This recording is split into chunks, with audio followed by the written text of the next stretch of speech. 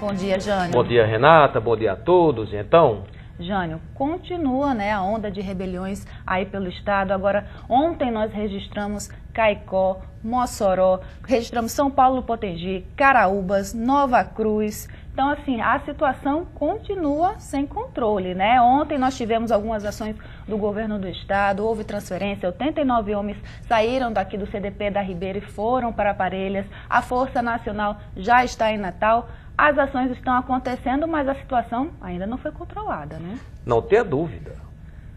Até esse momento, desde que esse processo se iniciou há pouco mais de uma semana, as ações têm sido conduzidas pelos presidiários, com táticas e estratégias que mostram, até esse momento, muito mais organização e eu diria até inteligência para esse confronto atual do que as forças constituídas agora, inclusive com a Força Tarefa Nacional. Ontem ao meio-dia, numa entrevista coletiva, ficou aquele quadro que a situação está sob controle. Naquele momento da entrevista, estava tendo problema em Caicó, logo depois em Mossoró, mais tarde no SEDUC, e agora de manhã continuam algumas ações dos presidiários, colocando as forças constituídas como ações reativas, em reação àquilo que está sendo feito pelos presidiários. Vamos pegar os fatos e tentar analisá-los para perceber que não é apenas no confronto da quantidade de policiais armados contra presos desarmados que vai resolver. Precisa de diálogo e precisa de ações em várias frentes. Não é para debelar, para estancar essa crise. É para evitar que ela continue e que lá na frente ressurja até com uma força maior, como ocorreu em alguns presídios que não souberam conduzir situações semelhantes a essa que resultaram numa falta de controle total em violência como Pedrinhas no Maranhão, para ficar na mais expressiva atualmente.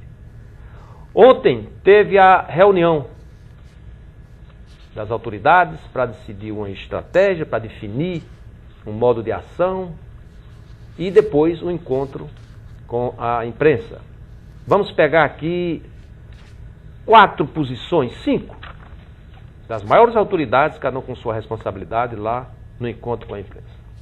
O governador Robson Farias disse na fala dele: essa é a maior crise na história da segurança do Rio Grande do Norte. Então quem disser que é a maior crise não está exagerando. Foi o governador que disse. E a prova disso é que estamos no estado de emergência, inclusive com a ação da Força Tarefa Nacional.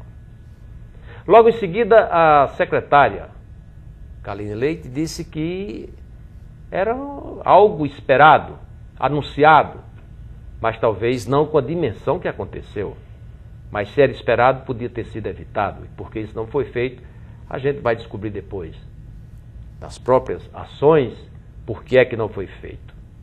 E isso eu deduzo, eu imagino que sei, mas eu prefiro pegar a palavra oficial.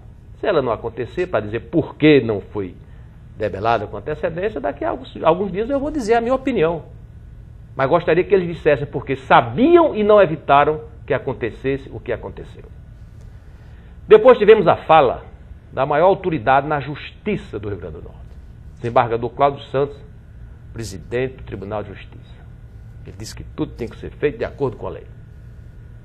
E a fala dele colocou talvez um foco no que é inegavelmente uma das principais causas para essa crise. Ele disse que tudo tinha que ser feito à luz da lei e respeitando-se, palavras do desembargador Cláudio Santos, os direitos individuais. Aí se pegarmos em relação aos direitos dos presos, entre essas reivindicações, o comportamento, o modo como eles são tratados, as famílias deles são tratadas, esses direitos individuais é o direito de cada um. Mas se pegarmos aí 7.000 apenados, há uma média de 5, 6 pessoas diretamente ligadas a eles, ali mãe, irmã, irmão, filho, namorada, mulher, dá mais de 40 mil pessoas que emocionalmente têm suas existências linkadas à situação do apenado. Uma população de 40 mil pessoas é muito maior do que a população da maioria dos municípios do Rio Grande do Norte. Então, esses direitos individuais que têm que ser garantidos, tem que ver como eles repercutem não apenas no preso, mas nos familiares desses presos e na sociedade de um modo geral. Não menos importante também a fala da maior autoridade do Ministério Público do Rio Grande do Norte, Procurador-Geral Rinaldo Reis. Cabe ao Ministério Público, entre outras atividades, verificar se os presídios estão funcionando como devem funcionar, se a estrutura está devendo funcionar, ou está funcionando como deveria funcionar, se tem a quantidade de policiais, agentes penitenciários, de acordo com o necessário. E aí entra uma função muito importante, porque a gente viu, inclusive, há pouco mais de 2 anos, lá em Alcaçuz, durante alguns meses, algumas celas não puderam ser utilizadas porque o Ministério Público disse que aquelas celas não tinham condições de ser utilizadas porque estava com um calor muito acima do que a média, que era aceitável nos presídios e tal. Lembram disso? Os presos reclamam, entre outras coisas, as condições de luminosidade, de temperatura, até para combater mosquito, está nas reivindicações dos presos. Então não é essa maior crise da história da segurança, que não é apenas nos presídios, repercute em toda a sociedade, algo que possa imaginar ser resolvido em poucos dias com a presença física no confronto da força-tarefa. E tudo isso, para ser feito, tem que ser dito com todas as letras.